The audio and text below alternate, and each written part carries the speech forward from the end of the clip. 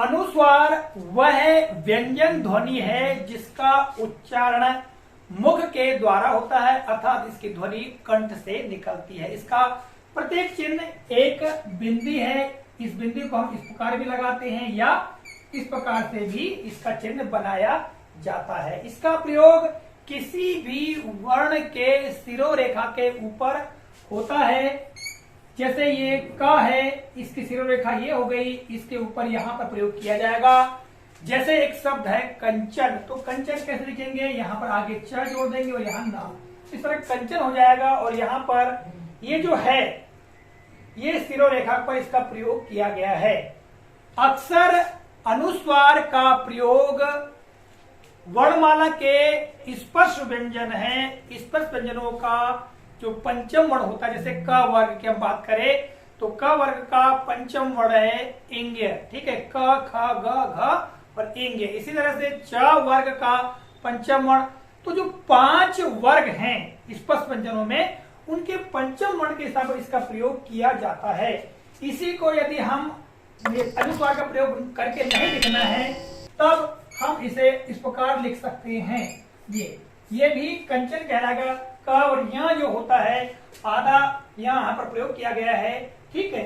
तो ये दोनों का जो उच्चारण है समान है और दोनों एकदम सही है। ये वर्तनी एकदम ठीक है, ठीक है। सुविधा की दृष्टि से खासकर अनुस्वार का प्रयोग प्रचलन में है और अधिकांशतः इसी का प्रयोग किया जाता है, ठीक है।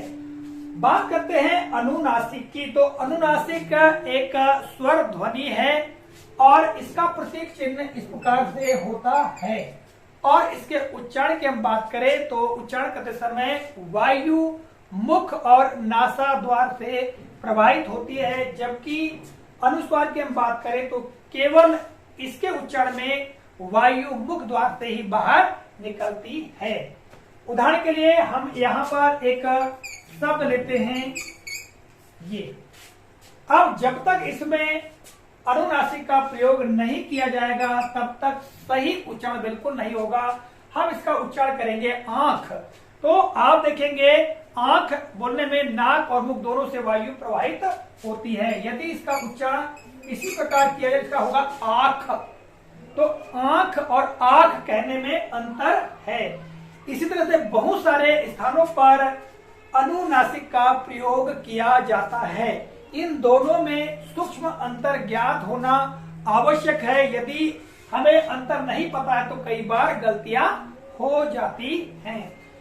अब हम बात करते हैं सेस अर्थात स्टेट एजुकेशन अचीवमेंट सर्वे की। तो उसमें किस तरह के प्रश्न पूछे जाएंगे, नमूनार्थ कुछ प्रश्न हमने यहाँ पर लिख कर रखा है।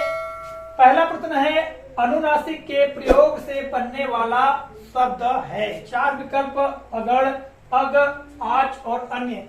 तो यहाँ पर आप देखेंगे यहाँ अनुनासिक का प्रयोग किया जाएगा तभी हो जाएगा आंच, ठीक है। नाक और मुख दोनों से वायु प्रवाहित होगी तो हमारा विकल्प ये सही होगा, ठीक है। अगला प्रश्न है अनुस्वार का उचित प्रयोग है। यहाँ पर 4 विकल्प आप देखेंगे तो सही जो अनुस्वार का प्रयोग किया गया है यहाँ किया गया घातांक। यहाँ घान ताक ये होगा, घान ताक इसका उच्चारण हो जाए, इसका घातांक होगा, इसका घातांकम ऐसा हो जाएगा, ठीक है। और यहाँ पर अनुनासिक का प्रयोग किया गया, ये तो अनुस्वार है ही नहीं, ठीक है। अगला प्रश्न है अनुनासिक प्रयुक्त शब्द समूह है। किन शब्द समूह में अनुनासिक का प्रयोग किया गया है? तो यहाँ पर आप देखेंगे विकल्प बी सही होगा, दांत, कांच और दिनांक, ठीक है। तो इस तरह से हमें सही विकल्पों का चयन करना है और ये तभी संभव होगा जब तक इनके बारे में हमें सूक्ष्म अंतर पता नहीं होगा। अब उच्चारण करने में या इसको समझने में थोड़ी दिक्कत तो है, किंतु ये हम कब सही प्रयोग कर सकते हैं जब तक हमें भाषा का या भाषा में जो दिए गए शब्दों का ज्ञान नहीं है। बार बार जब हमारे अभ्यास में या अनुच्छेद में या पाठों में जब ऐसे शब्द आते हैं जिसमें अनुस्वार और अनुनासिक का प्रयोग किया जाता है तभी अभ्यास से इसका हमें पता चलता है, ठीक है। तो आज के वीडियो में मैंने सेस एग्जाम की तैयारी के लिए अनुस्वार और अनुनासिक के बारे में महत्वपूर्ण जानकारी दी है। आशा करता हूं जानकारी उपयोगी लगी होगी। तो मिलेंगे इसी तरह के किसी नए प्रकरण को लेकर, तब तक के लिए जय हिंद।